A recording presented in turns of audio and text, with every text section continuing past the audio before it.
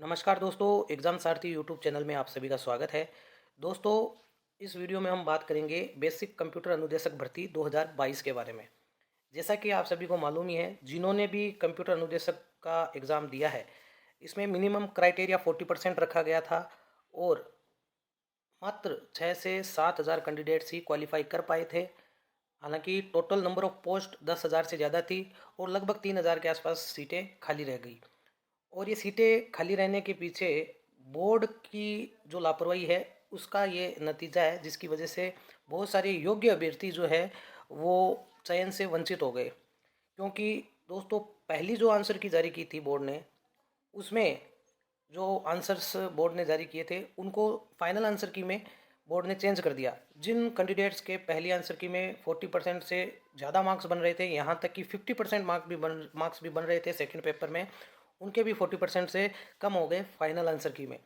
क्योंकि बोर्ड ने क्या किया कि 4 प्रश्नों को डिलीट कर दिया और ये चारों ही प्रश्न अलग अलग भर्ती परीक्षाओं में, नेट में, गेट में और अन्य जो एसएससी के एग्ज़ाम में आ चुके हैं, वही प्रश्न हूबहू बोर्ड ने कॉपी पेस्ट करके यहाँ कंप्यूटर अनुदेशक के पेपर में दिए थे।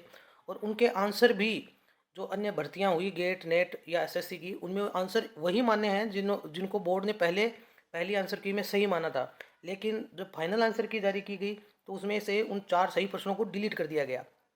इसके अलावा दोस्तों, 4 प्रश्नों के बोर्ड ने आंसर चेंज कर दिए।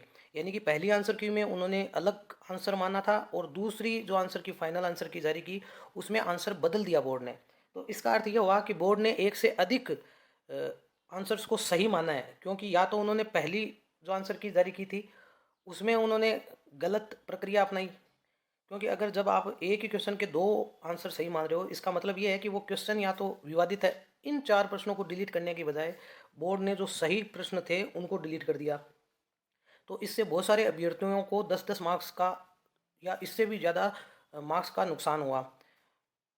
क्योंकि 4 प्रश्न जिनके उत्तर बदले उनके 8 मार्क्स और 4 प्रश्न जिनके डिलीट किए उनके 8 मार्क्स, 16 मार्क्स तो यही हो गए। बाकी 4 के जो नेगेटिव हुए तो लगभग 18 से 20 मार्क्स कैंडिडेट्स के जो है कम हो गए। और बहुत सारे ऐसे अभ्यर्थी थे जिनके आंसर्स गलत थे, लेकिन तुक्के से उनके भी आंसर सही हो गए और वो 40 का क्राइटेरिया क्वालिफाई कर गए और आज सेलेक्ट है। उनको जो है नियुक्ति भी मिल चुकी है। तो ये सारी गड़बड़ इस पूरी भर्ती में हुई। और केवल ये 8 प्रश्न नहीं, इनके अलावा भी बहुत सारे प्रश्न हैं जिनकी प्रश्न और आंसर्स में गड़बड़ी है, बहुत सारी गड़बड़ी है। अगर देखा जाए तो और भी क्वेश्चंस डिलीट हो सकते थे या उनमें बोनस मिल सकता था।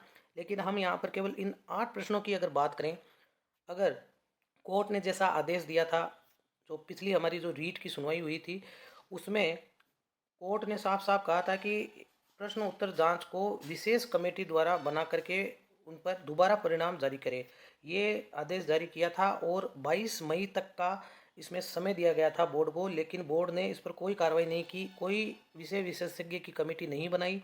और ये जो 6 सप्ताह का समय दिया गया था ये 22 मई को पूरा हो गया और आज 26 मई हो गई है। अब इसके बाद हमारी जो रीट है, हमारी तरफ से जो रीट की गई है, आप देख सकते हैं कि इसमें राजेश कुमार मीणा और अन्य की याचिका में जो हमारे अधिवक्ता हैं आरपी सैनी, इनको हमने इसके बारे में इसके रिलेटेड बात की है। बहुत ही जल्द कोर्ट में इसको लेकर के जो है आगे तारीख ली जाएगी और इसकी सुनवाई की तारीख आएगी, जिसमें कि कोर्ट इस पे आगे क्या फैसला देता है। क्योंकि कमेटी अभी तक बोर्ड ने नहीं बनाई है, बोर्ड क्या अपना वहाँ पर जवाब दाखिल करता है उस पर डिपेंड रहेगा।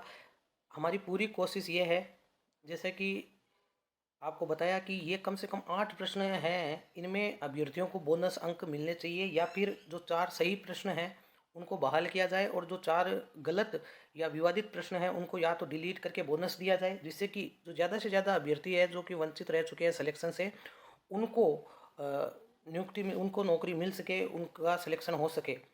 जबकि कई अभ्यर्थी ऐसे हैं जो जस्ट 40% मार्क्स ला के क्वालिफाई हो गए और उनके ये जो 4 प्रश्न हैं इनकी गलत आंसर की वजह से, इन 4 विवादित प्रश्नों की वजह से उनमें तुक्के से कोई प्रश्न सही हो गए और उसकी वजह से वो 40% क्वालिफाई कर गए। और ज़्यादातर जो कैंडिडेट सेलेक्ट हुए हैं, बोर्ड से जो जानकारी मिली है उससे एक आइडिया लगा सकते हैं कि जो 7,000 के आसपास कैंडिडेट्स क्वालिफाई हुए हैं उनमें ज़्यादातर जो कैंडिडेट्स हैं वो 40% मार्क्स के आसपास ही हैं सेकंड पेपर में, उनके बहुत ज़्यादा मार्क्स नहीं है कि उन्होंने कोई बहुत ज़्यादा मार्क्स सेकंड पेपर में ला के सिलेक्शन लिया है।